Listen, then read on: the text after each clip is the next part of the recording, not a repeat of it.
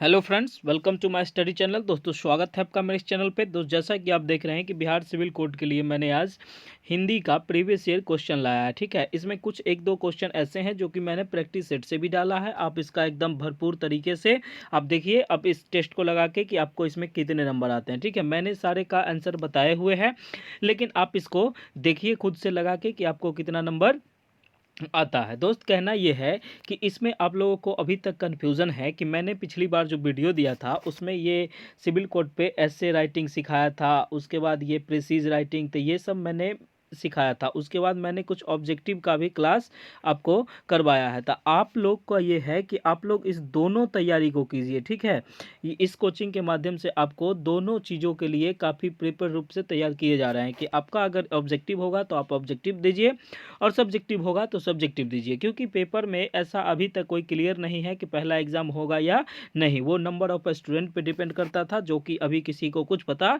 नहीं है। अगर आपका पेपर 1 जैसे ऑब्जेक्टिव टाइप होते हैं तो उसमें कोई दिक्कत नहीं, मैं तो इसका तैयारी भी करवा चुका हूँ। और पेपर 2 जो होंगे वो ऑब्जेक्टिव 2 है, सब्जेक्टिव होगा तो ये सब्जेक्टिव टू में आप तैयारी कीजिए। ठीक है, अब किसी भी क्षेत्र से हैं आप इसको तैयारी एकदम बेहतर कीजिए। और किसी लोगों को जितने समझ आते हैं उतना ही बोलते हैं। किसी ने ये कहा है कि इसमें ऐसे राइटिंग है, कहाँ ये कहाँ वो कहाँ, तो आप प्रीवियस ईयर आप देख लीजिएगा, उससे आपको समझ में आ जाएगा। और बात करते हैं, आज हिंदी का प्रीवियस ईयर का क्लास है, आज इसको हम देखते हैं आगे। देखिए, कहना है कि सबसे पहला जो क्वेश्चन है, क्वेश्चन ये है कि तमस, कहने का मतलब ये है कि तमस के लेखक कौन है। तो तमस के जो लेखक हैं ये है भीष्म साहनी। कौन है? भीष्म साहनी। देखिए, भीष्म साहनी जो है तमस के लेखक है, और भीष्म साहनी की कुछ अन्य रचना भी है। ठीक है, अन्य रचना ये है कि इन्होंने झरोखे लिखे हैं। और कौन कौन किए हैं? झरोखे। देखिए, मैं ये बोल रहा हूँ, आप इसको कॉपी में नोट करिए। ठीक है, झरोखे, बसंती, उसके बाद हुआ मेरे प्रिय कहानियाँ, भाग्य रेखा, ये सब पे ये तमस के लेखक जो थे भीष्म साहनी ने ये सब भी लिखा है। ओके, अब बात करते हैं हम इसमें धर्मवीर भारती की। तो धर्मवीर भारती की जो प्रमुख रचना है वो है गुनाहों का देवता, सूरज का सातवां घोड़ा, चांद और टूटे हुए लोग। ये सब चीज इन धर्म भारती का लिखित एक पॉपुलर कविता है। ठीक है, पॉपुलर है। उसके बाद रचनाएं हैं, उसके बाद है चंद्रधर शर्मा गुलेरी। चंद्रधर शर्मा गुलेरी जो दिए हैं, इनका एक बहुत फेमस था, वो उस कहानी का नाम था उसने कहा था। क्या नाम था? उसने कहा था। उसके बाद एक है doctor Nagendra. The doctor Nagendra की जो प्रमुख रचनाएं हैं वो है विचार और अनुभूति, विचार संश्लेषण, अनुसंधान और आलोचना। तो ये सब इनकी रचना है। तो उम्मीद करते हैं कि ये आपको अच्छे से समझ में आ रही है। अगर आप इस चैनल पर नए हैं तो इस चैनल को सब्सक्राइब कर दें।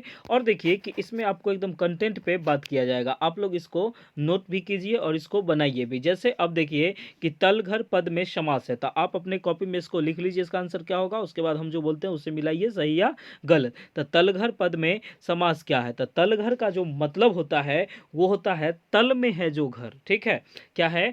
तल में है जो घर। तो इसका जो आंसर है ये है कर्मधारय समास। अब एक बात आप समझिए कि अगर आप इस चैनल पर नए हैं तो आपको एक प्रीवियस वीडियो मैंने बनाया था हिंदी ग्रामर को लेके, जो कि काफ़ी कम समय का वीडियो है, और उसमें मैंने एक ही वीडियो में पूरा ग्रामर का ट्रिक ही बता दिया है कि आप इसको कैसे पहचानिएगा कि ये कर्मधारय है या बहुब्रीहि है कि द्विगुण है।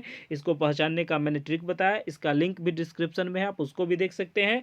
और आप देखिए कि प्ले लिस्ट है, उसमें भी जाके आप देख सकते हैं। ओके, तो तलघर का जो आंसर होगा वो क्या हो जाए? ये कर्मधारय समास है। अब देखिए, कर्मधारय समास कहते किसको है? तो जिस समास पद का उत्तर पद प्रधान हो तथा दोनों पदों में विशेषण और विशेष से अथवा उपमान अपमेय का संबंध हो, उसे क्या कहते हैं? कर्मधारय। इसका मैंने ये तो डिफिनेशन बताया, और ट्रिक ही मैंने इस वीडियो के लिंक में, ये डिस्क्रिप्शन में लिंक है, उसको आप देख लीजिए। 10 से 15, ये समझिए ना 30 मिनट का वो वीडियो है, इसमें आपको पूरा ग्रामर सॉल्व है। ओके, नेक्स्ट क्वेश्चन है कि अष्ट धातु क्या है?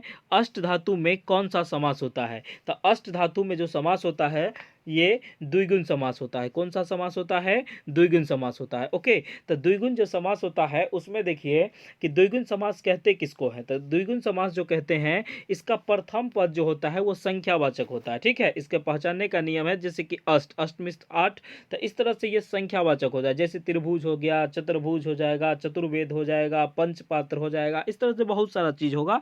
तो ये सब क्या है? कौन सा है? तो ये सब द्विगुण समास है। ओके, तो उम्मीद करते हैं कि ये आपको समझ समझ में आ गया। जैसे त्रिनेत्र, तो त्रिनेत्र कौन सा समास होगा, तो ये द्विगुण समास होगा क्योंकि इसमें त्रि आप देख रहे हैं। उसके बाद हो जाएगा जैसे देखिए कि दसमुख, दसमुख भी हो जाएगा, 10 आ गया संख्यावाचक, तो ये कौन सा हो जाएगा, द्विगुण।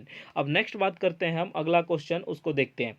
नेक्स्ट क्वेश्चन है गगनचुंबी, गगनचुंबी शब्द में कौन सा समास है, तो गगनचुंबी शब्द में जो है ये है तत्पुरुष समास। कौन सा समास, तत्पुरुष समास। अब देखिए गगनचुंबी का जो अर्थ होता है वो होता है गगन को चूमने वाला, ठीक है, गगन को चूमने वाला। अब देखिए कि इसमें, अब देखिए कि तत्पुरुष समास कहते हैं कि जिस समास में पूर्व पद गौण तथा उत्तर पद प्रधान होता है उसको क्या कहते हैं, तत्पुरुष समास। ओके, उम्मीद करते हैं कि ये भी चीज आपको समझ में आ गया होगा। अब आगे देखिए कि सबका ट्रिक मैंने बताया है, उसका लिंक वीडियो के डिस्क्रिप्शन में दिया हुआ है, हिंदी ग्रामर का, आप उसको देख लीजिए, ये एक भी क्वेश्चन आपसे नहीं छूटेगा। नेक्स्ट क्वेश्चन है कि नाक पर गुस्सा, क्या है, नाक पर गुस्सा मुहावरे का अर्थ निम्न में से कौन सा है, तो नाक पर गुस्सा का मतलब होता है कि तुरंत क्रोध आना। क्या होता है, तुरंत, नहीं कहते हैं कि इसका नाके पे गुस्सा रहता है, इस तरह का जो होता है। उसके बाद देखिए कि इसमें जो अब आगे है उसको समझिए, तो नाक से रिलेटेड जो सब हो सकता है आगे, जैसे नाक कटाना मतलब क्या हुआ, बदनाम करना,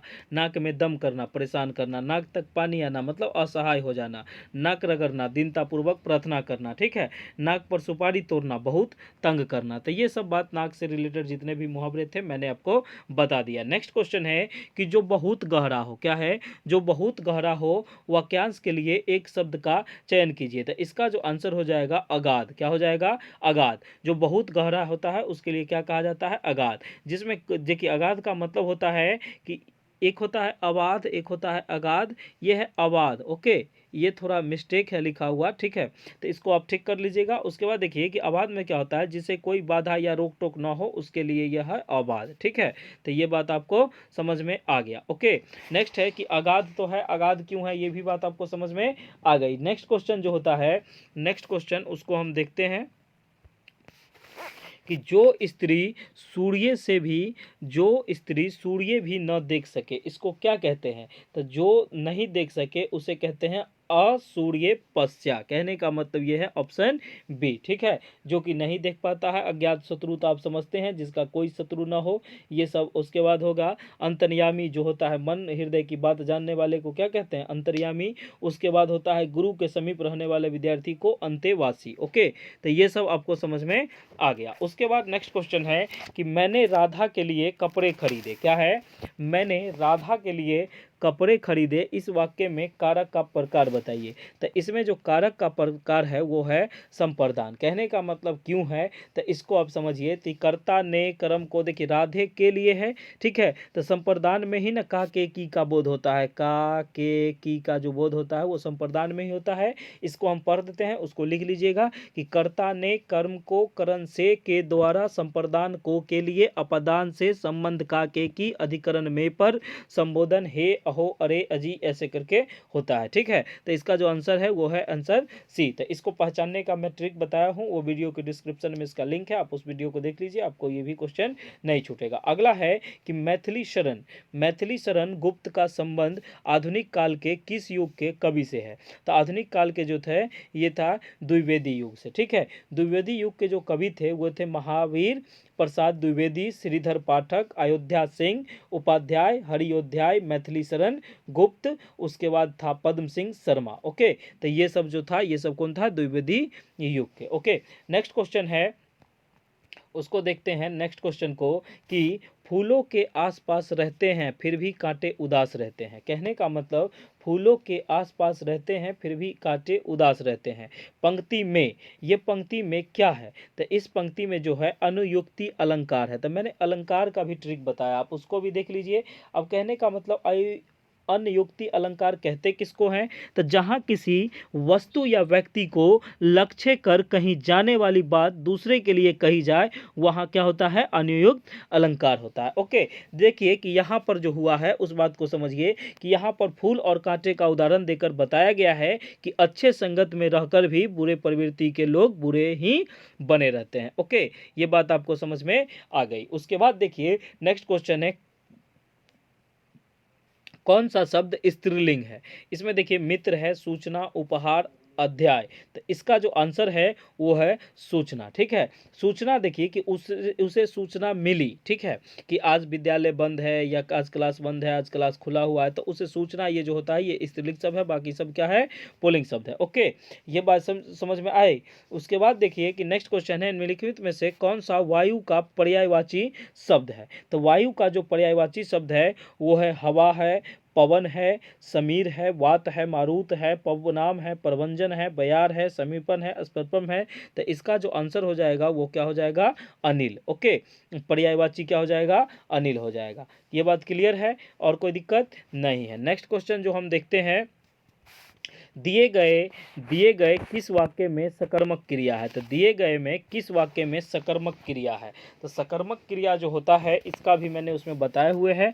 तो इसका जो है आंसर हो जाएगा ए। क्या हो जाएगा, राहुल ने केला खाया, यह एक सकर्मक क्रिया है। सकर्मक क्रिया उस क्रिया को कहते हैं जिसमें कर्ता द्वारा किया गया कार्य किसी अन्य चीज को प्रभावित करता है। ठीक है, तो ये बात आपको समझ में आ गई। तो यही सकर्मक क्रिया होती है। नेक्स्ट क्वेश्चन है, हिमालय का संधि के लिए सही संधि विच्छेद को चुनिए। तो हिमालय का जो संधि विच्छेद है वो है हिम प्लस आलय। ये क्या होता है, हिमालय। तो ये भी ट्रिक मैंने बताया है कि संधि विच्छेद कैसे बनाते हैं। ठीक है, तो आप उसको भी देख सकते हैं, आप इसमें देख लीजिए। ठीक है, हिमालय में दीर्घ स्वर संधि है, ये बात तो पता ही होगा, नहीं पता है तो आप समझ लीजिए। अब है, इनमें से कौन सा वर्ण अघोष है। तो अघोष वर्ण दो ही होते हैं। ठीक है, अघोष जो होते हैं एक नहीं, ये सघोष अघोष ये सब भी मैंने उसमें चर्चा कर दिया है। तो इसका जो आंसर होगा वो आंसर होगा चौवर्ण अघोष है। अघोष वर्ण दो नहीं होते हैं, ये मिस्टेक से बोला गया, ये नहीं होते हैं। ठीक है, ये होते हैं कि जिन वर्णों के उच्चारण आपस में स्वतंत्रतियां झुंकड़ित नहीं होती है वे अघोष वर्ण कहलाती हैं। ठीक है, प्रत्येक वर्ग का पहला और दूसरा वर्ण क्या होता है, अघोष। तो वर्ण यही होता है, तथा तथा से शुरू होता है, ट ठ ट ठ प फ ये सब जो आता है, क ख ग घ। ठीक है, क ख छ छ ये सब जो होता है, जैसे इसमें समझिए कि प्रत्येक ये जो 5 होता है उसमें से ये सब का क्या होता है कि दूसरा वर्ण अघोष होता है। ठीक है, इसका हम डिटेल से चर्चा अगले क्लास में आपको कर देंगे, जिसको कि आप अच्छे से समझ जाइएगा। नेक्स्ट क्वेश्चन है, शुभेच्छा का सही संधि विच्छेद कौन सा है। तो शुभेच्छा का जो सही संधि विच्छेद है वो है शुभ प्लस इच्छा। ये हो गया क्या, शुभेच्छा। अब समझिए कि स्वर संधि के 5 भेद होते हैं, दीर्घ संधि, यन संधि, गुण संधि, अयादि संधि और वृद्धि संधि। इसका मैंने पूरा डिटेल भी उसमें बता चुका हूं, आप उसको देखिएगा। उसके बाद है नीति निपुण। नीति निपुण शब्द में कौन सा समास है। तो नीति निपुण शब्द में तत्पुरुष समास है। कौन सा समास है, तत्पुरुष समास है। ओके, उसके बाद देखिए नेक्स्ट क्वेश्चन है कि संविधान की 8वीं अनुसूची में निम्न में से कौन सी भाषाओं का उल्लेख है। तो इसका जो उल्लेख है वो है 22 भाषाओं का। ठीक है, 8वीं अनुसूची में 22 भाषाओं का उल्लेख है। ये भाषा कौन कौन है वो भी मैं आपको समझा चुका हूं।